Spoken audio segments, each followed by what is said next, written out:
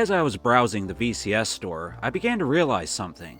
Pretty much all the desirable Atari 7800 games can be purchased on the Atari VCS. For those who aren't familiar, the Atari VCS is Atari's new home console that is designed to be their set-top box that allows you to stream TV shows and movies, download apps, and of course, play video games. Almost all the games available on the VCS are either new releases of their classic properties, such as Gravitar Recharged, Tempest 4000, Neo Sprint, or Yars Recharged, compilations such as the Atari 50th Collection, or the VCS Vault 1 and 2, or their classic titles such as Adventure, Asteroids, or Centipede.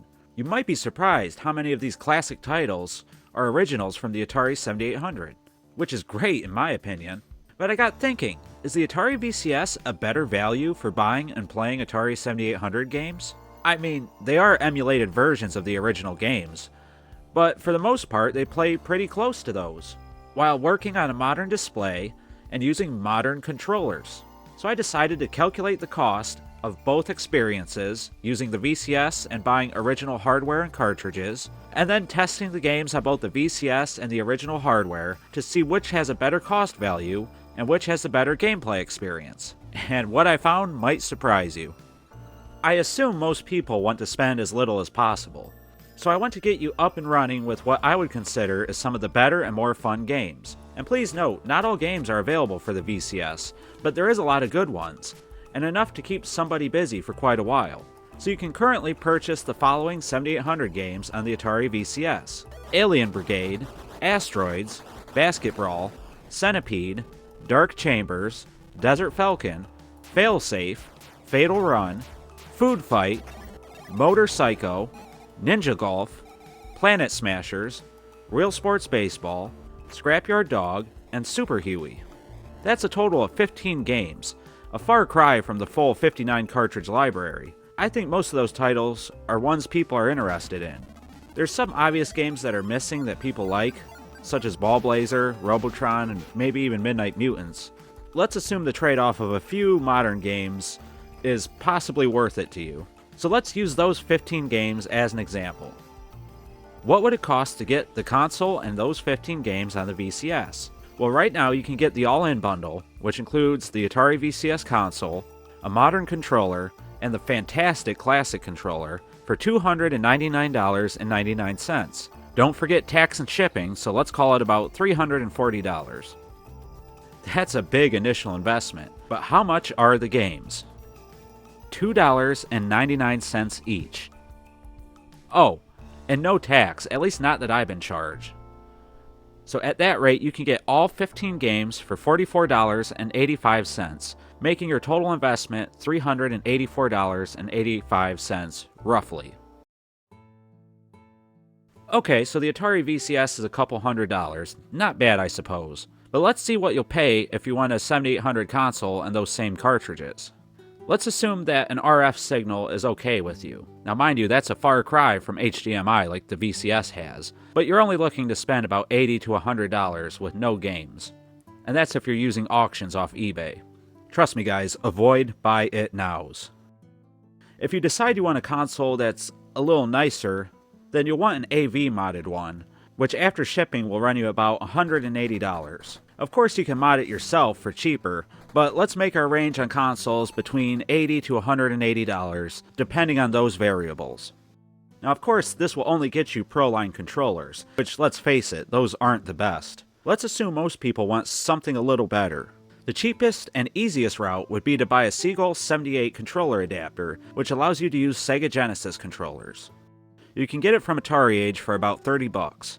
I think most collectors looking to get into the 7800 would already have a Sega Genesis controller, but if you don't, let's add $15, making our new low end $110, and our new high end about $225 for a modded console with adapter and a new controller. Now we have to add in the games. I'm not going to get too deep into price ranges on games, I'm just going to go with the cheapest price for a cartridge-only copy that's available right now on eBay. Alien Brigade would be $156, Asteroids would be $20, and oh wow, Basketbrawl, wow, it hurts me. Right now it's $300, but that's for only box copies.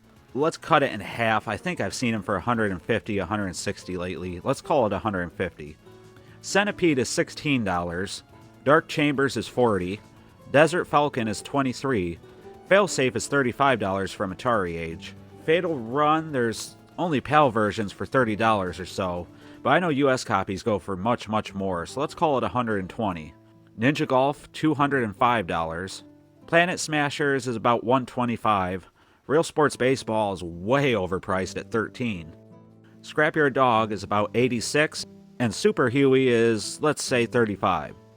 So for all those games, and the items needed to play, such as the original console and controller adapter, will run you about $1,305, with the high end being $1,420. Wow, I'm sitting on a gold mine over here. Anyway, I think for value, even if you think I'm nuts, which if you do, go check eBay, you might be surprised. But I think the value is going to the VCS. Excuse me, I think I gotta lay down. But wait, there's no time for that. We have to get into the gameplay experience. I obviously love my original console and games. I mean, I'm the 7800 Pro gamer after all. So I'm going to tell you that nothing beats it when you have a controller in hand and you're popping in real cartridges, while playing beneath the soft warm glow of a CRT television. But really, the Atari VCS isn't bad. The games are exactly as I remember them. I honestly don't like either of the controllers, particularly for 7800 games, but the classic controller would definitely be my go-to choice. The modern controller just feels wrong for these games, and I'm constantly accidentally pressing in the thumbstick, which for some reason resets the games. Whoever mapped the analog stick clicks to reset, well, I don't care for you much. Anyway, the experience on the VCS for 7800 games is fine. The only thing I can say is you might encounter issues setting up your VCS, but you can and will work through those. And the issues are not worth spending an extra $1,000 or more. Look, I could go in and nitpick the games. I could tell you that I prefer Scrapyard Dog on the original 7800 for a few minor reasons. I could tell you why overall I think the original cartridges are a little bit better, but that would just be nitpicking. The truth is, if you just want to play some 7800 games, and you either can't or won't emulate, then the VCS is just a better way to go. Even factoring in the new Atari 2600 Plus doesn't save the ridiculous cost of getting into a physical 7800 game collection right now. And that kills me inside. Honestly it does, because I love these physical games. But the VCS has to win this video, hands down. It's not even worth continuing. But don't click off this video yet. If you really want real hardware and physical carts, I have a few recommendations for you. My first piece of advice is go to AtariIO. Why? Because Lance, who runs Video 61 Atari sales, occasionally runs deals on there, which makes his already reasonably priced Atari 7800 games even more affordable. And he has brand new and used cartridges on his website for way less than what eBay asks. So go ahead and sign up to AtariIO and troll the forums every now and then. You might find some fun conversations there anyway. And if Lance doesn't have what you're looking for, then head over to bestelectronics-ca.com. I've recommended them before, and even though going through their website is like a fever dream, they have great prices. Prices that eBay can't touch with a 10,000-foot pole. So these are the guys who have held on to pallets and pallets of old stock Atari 7800 software, and they aren't looking to get rich. They're looking to get software into the hands of people who appreciate them while making an honest living. So those are the two websites I would go to for new 7800 hardware and software, because they also carry controllers, and they might have a few consoles if you ask. Okay guys, so there you have it. The VCS is the supreme winner for those who just want to play the 7800 games. A close second would be a 2600 Plus, and utilizing our friends over at Video 61 Atari sales and Best Electronics. So, which method will you use? Or are you lucky enough to already have the 7800 games you want and got them before the prices went cuckoo for Cocoa Puffs? I hope you did, but either way, let me know down in the comments. Alright guys, thanks for watching, and I hope to see you in the next video.